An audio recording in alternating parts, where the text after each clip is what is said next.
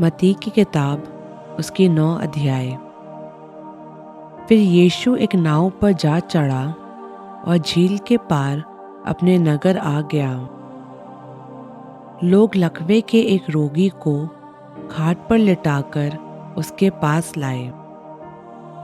यीशु ने जब उनके विश्वास को देखा तो उसने लकवे के रोगी से कहा, हिम्मत रख ए बालक, तेरे पाप को माफ किया गया।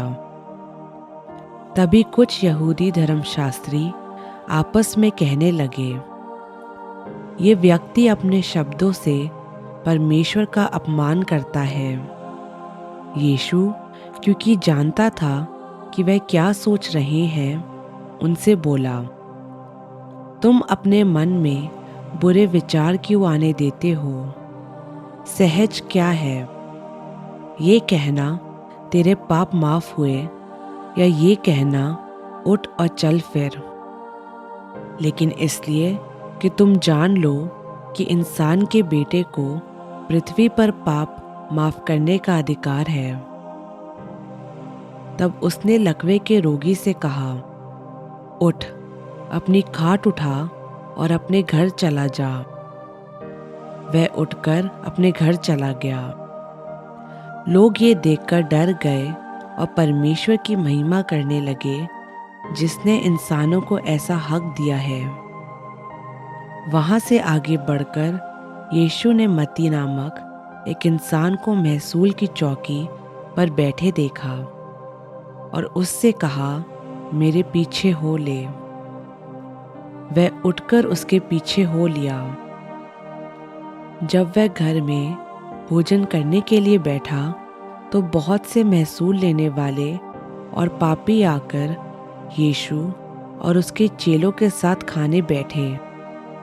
ये देखकर फरीसियों ने उसके चेलों से कहा, तुम्हारा गुरु महसूल लेने वालों और पापियों के साथ क्यों खाता है? ये सुनकर यीशु ने उनसे कहा, वैद्य भले चंगों के लिए नहीं, लेकिन बीमारियों के लिए ज़रूरी है। इसलिए तुम जाकर इसका मतलब सीख लो। मैं बलिदान नहीं, लेकिन दया चाहता हूँ, क्योंकि मैं धर्मियों को नहीं, लेकिन पापियों को बुलाने आया हूँ। तब यूहन्ना के चेलों ने उसके पास आकर कहा, क्या वजह है कि हम और फरीसी इतना उपवास करते हैं, पर तेरे चेले उपवास नहीं करते? यीशु ने उनसे कहा, क्या बाराती जब तक दूल्हा उनके साथ है मातम मना सकते हैं? पर वह दिन आएंगे जब दूल्हा उनसे अलग किया जाएगा, उस समय वे उपवास करेंगे। बिना सिकोड़े नए कपड़े का टुकड़ा पुराने कपड़े पर कोई नहीं लगाता, क्योंकि ये टुकड़ा कपड़े को और ज़्यादा फाड़ देगा और कपड़े की खींच और बढ़ जाएगी।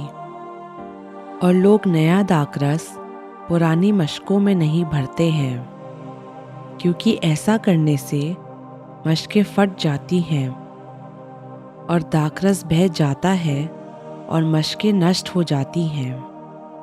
लेकिन नया दाखरस नई मशकों में भरते हैं और वे दोनों बचे रहते हैं।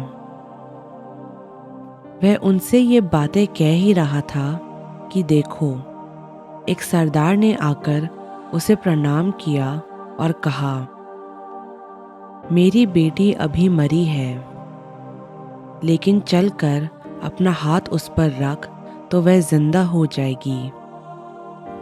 यीशु उठकर अपने चेलों के साथ उसके पीछे हो लिया। और देखो, एक औरत ने जिसको 12 साल से लहू बहने की बीमारी थी, पीछे से आकर उसके कपड़े के आंचल को छू लिया, क्योंकि वह अपने मन में कहती थी, यदि मैं उसके कपड़े ही को छू लूंगी तो चंगी हो जाऊंगी। यीशु ने मुड़कर उसे देखा और कहा, बेटी, हिम्मत रख, तेरे विश्वास ने तुझे चंगा कर दिया है। और वह औरत तुरंत उसी समय ठीक हो गई। जब यीशु उस सरदार के घर में पहुंचा और बांसुरी बजाने वाले और भीड़ को हुल्लड़ मचाते देखा, तब कहा, हट जाओ, लड़की मरी नहीं पर सोती है। इस पर वह उसकी हंसी करने लगे। लेकिन जब भीड़ निकाल दी गई तो उसने भीतर जाकर लड़की का हाथ पकड़ा और वह जी उठी। और इस बात की चर्चा उस सारे देश में फैल गई। जब यीशु वहां से आगे बढ़ा तो 2 अंधे उसके पीछे ये पुकारते हुए चले, हे दाऊद की संतान, हम पर दया कर। जब वह घर में पहुंचा तो वह अंधे उसके पास आए और यीशु ने उनसे कहा, क्या तुम्हें विश्वास है कि मैं ये कर सकता हूँ? उन्होंने उससे कहा, हाँ प्रभु। तब उसने उनकी आंखें छूकर कहा, तुम्हारे विश्वास के अनुसार तुम्हारे लिए हो। और उनकी आंखें खुल गई। यीशु ने उन्हें चेतावनी देकर कहा, सावधान, कोई इस बात को ना जाने। पर उन्होंने निकलकर सारे देश में उसका यश फैला दिया।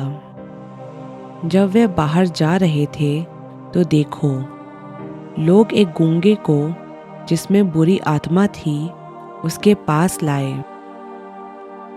और जब दुष्ट आत्मा निकाल दी गई तो गूंगा बोलने लगा। इस पर भीड़ ने हैरान होकर कहा, इज़राइल में ऐसा कभी नहीं देखा गया। लेकिन फरीसियों ने कहा, ये तो बुरी आत्माओं के सरदार की सहायता से बुरी आत्माओं को निकालता है। यीशु सब नगरों और गांव में फिरता रहा और उनके आराधनालयों में उपदेश करता और राज्य का सुसमाचार प्रचार करता और हर प्रकार की बीमारी और दुर्बलता को दूर करता रहा। जब उसने भीड़ को देखा तो उसको लोगों पर तरस आया, क्योंकि वह उन भेड़ों के समान जिनका कोई रखवाला न हो, परेशान और भटके हुए से थे। तब उसने अपने चेलों से कहा, पक्के खेत तो बहुत हैं, पर मजदूर थोड़े हैं। इसलिए खेत के स्वामी से विनती करो कि वह अपने खेत काटने के लिए मजदूर भेज दें।